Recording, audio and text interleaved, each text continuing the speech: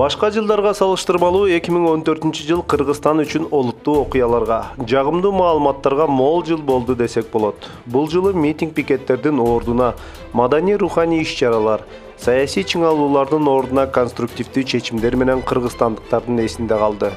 Өтүп бараткан жылдын архивине көз чаптырып, жагымдуу позитив окуяларды дагы бир ирет эстеп коюу ашыктык кылбас. Анда эмесе, кеттик.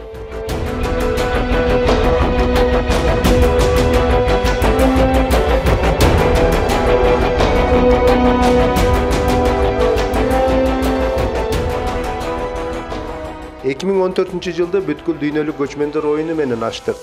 Акыркы жылдардагы эң эле көрүнүктүү, көлөмдүү, өзгөчө иш-чаралардын бири болду десек болот. Оюнга даярдыктар бир канча айлап жүрдү. Алсак Чолпон Атадагы ат майданы кайрадан кеңейтилип курулду. Кырчын жайлоосуна байыркы кыргыздын жашоосун чагылдырган этно шарча түзүлдү. Жүздөгөн адамдардын жардамы менен биздин өлкөнү миллиондогон адамдарга тааныштырып, бүткүл дүйнө жүзү боюнча миңдеген спортчуларды, журналисттерди жана конокторду чакыра алдык. Оюндун жыйынтыгы менен Кыргызстандын курама командасы 55 медаль утуп, алардын ичинен 16сы алтын, 20сы күмүш, 19су коло болгон.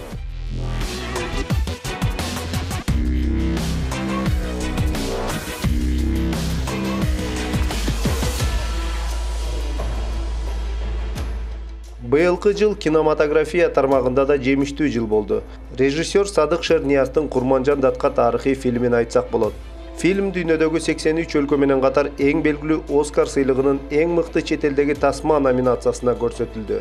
Андан сырткары фильм Кытайдын Сиан шаарындагы эл аралык кинофестивалында көрүүчүлөрдүн купулуна толгон тасма аталса, Нью-Йорктогу Евразия кинофестивалында мыкты тасма жана мыкты сценарий номинацияларын жеңип алды.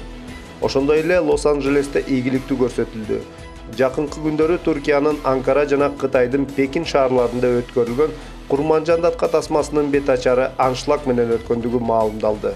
Быйылкы жылы да Кыргызстан эл аралык музыкалык Turkvision конкурсуна катышты. Бул ирет биздин өлкөнүн намысын Non-Stop группасы коргоп, жалпы жыйынтык боюнча 20 мамлекетти артта калтырып 4-орунду багындыра алды.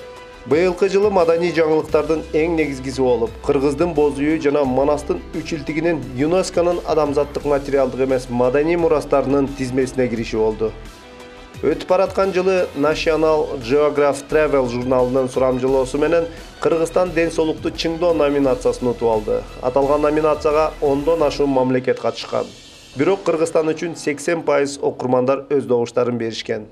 Мындай жарнамадан кийин өлкөгө келген чет элдик туристтердин саны өсөт деп ишенимдүү айтсак болот. Атамекендик спортчулар үчүн да быйылкы жыл жемиштүү жыл болду. Түштүк Кореяда болуп өткөн Азия оюндарында биздин спортчулар 6 медалдын ээси болушту. Алсак күмүш медалды биздин велоспортчубуз Евгений Бакер жана эркин күрөш боюнча Магомед Мусаев багындырышты. Ал эми боксчу Турат Осмонов, эркин күрөш боюнча Элеман Догдурбек уулу, грек-рим күрөшү боюнча Жанарбек Кенжеев жана ошондой эле күрөш түрүнүн аялдар арасында Айсулуу Тыныбековалар коло медалдардын ээлери аталды. Эми маданий спорт жаңылыктарынан четтеп, мамлекеттин өнүгүшүнө түздөн-түз таасирин тийгизген жаңылыктарга кайрылсак. Кыргызстан эң эле коррупциялашкан өлкөлөрдүн катарынан четтей баштады. Эл аралык изилдөөлөрдүн жыйынтыгы менен Кыргызстан 14 тепкичке көтөрүлүп, 136-орунду ээлеп турат. Коррупция менен күрөшүү өлкөдө буну менен эле токтоп калган жок. Экономикалык тармак боюнча өлкө үчүн оор жылдардан болду. Бирок ага карабастан Кыргызстанда курулуш тармагы өнүгүп, Бишкек шаары көп кабаттуу заманбап үйлөргө жык толду. Агросектор ишенимдүү алдыга жылып барат. Халктын кирешеси туруктуу. Буга эл аралык институттардын изилдөөлөрү боюнча Кыргызстан кедей өлкөлөрдүн арасынан чыгарылган тизмеси далил. Эми биз туруктуу өнүгүп бараткан мамлекеттердин катарындабыз. Жыл соңунда өлкөбүздүн тагдырын чечүүчү тарыхый окуя болуп өттү. Кыргызстан Евразиялык экономика жана Бажы союзуна толук мүчө болду. Албетте, биздин өлкө интеграциялык биримдикке кирүү боюнча коомчулукта түрдүү пикирлер айтылды.